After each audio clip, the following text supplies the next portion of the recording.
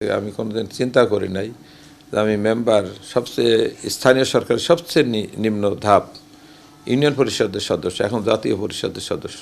দুইটার মধ্যে আকাশ পাতাল পার্থক্য। আমি শুরু করেছি 1982 সালে, একেবারেই স্থানীয় সরকারের একেবারে শেষ ধাপ দিয়ে শুরু করেছি, অর্থাৎ ইউনিয়ন পরিষদের মেম্বার। এখানে আমি 2 টার্ম মেম্বার ছিলাম। এরপরে একই ইউনিয়ন পরিষদের 3 টার্ম ইউনিয়ন চেয়ারম্যান ছিলাম। এরপরে উপজেলা পরিষদ চেয়ারম্যান। এই ধারাবাহিকভাবে আমার নির্বাচনে যে আমি পরাজয় বরণ করি নাই, আল্লাহর ইচ্ছা, জনগণের ভালোবাসা। আমার কাছে সকল শ্রেণীর মানুষ সমান। আমার কাছে আসতে কারোর ভয়, ভীতি, বাধার কোনো পথ আমি রাখি না।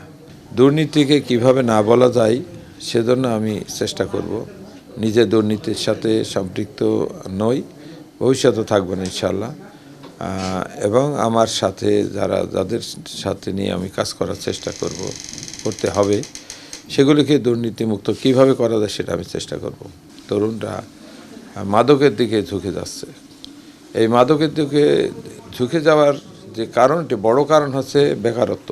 আগের যে শিক্ষা ব্যবস্থা বিগত সরকারের সময় ছিল, শিক্ষা জাতির মেরুদণ্ড বলা হয়, সেই মেরুদণ্ডকে একেবারে ভেঙে চুরে খানচুর করে দেওয়া হয়েছে।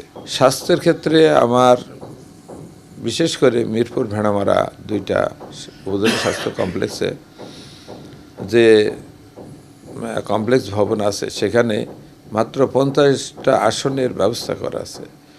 এই 50 আসনে কখনোই এই উপজেলার যে জনসংখ্যা আছে তাদের সেবা দেওয়া সম্ভব নয়।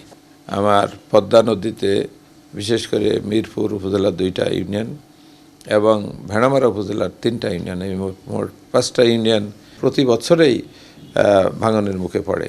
সেখানে আমি চেষ্টা করব সত্যিকার অর্থে কোনো বিশেষজ্ঞ দল দিয়ে এটাকে যাচাই বাছাই করে, জরিপ করে, সেইভাবে প্রাক্কলন তৈরি করে সরকারের কাছ থেকে অনুমোদন নিয়ে স্থায়ীভাবে যাতে এটার ভাঙন রোধ করা যায়। আমার এলাকা কৃষি প্রধান এলাকা, সেই জন্য কৃষি যন্ত্রপাতি, কৃষি উপকরণ সহজলভ্যতে যাতে কৃষকদের মধ্যে দেওয়া যায়, কৃষকের উৎপাদিত ফসলাদি উৎপাদন করার জন্য, সে ব্যাপারে আমার একটা পরিকল্পনা আছে। এরপরে আরেকটি বিষয় আছে, আমার এই 2 উপজেলায় কিছু আদিবাসী আছে। আমি নির্বাচনের কাজের সময় তাদের এলাকায় যে দেখেছি, আমার চোখের পানি এসেছে যে এখনও এই সমাজে এইরকম জায়গায় মানুষ বসবাস করে।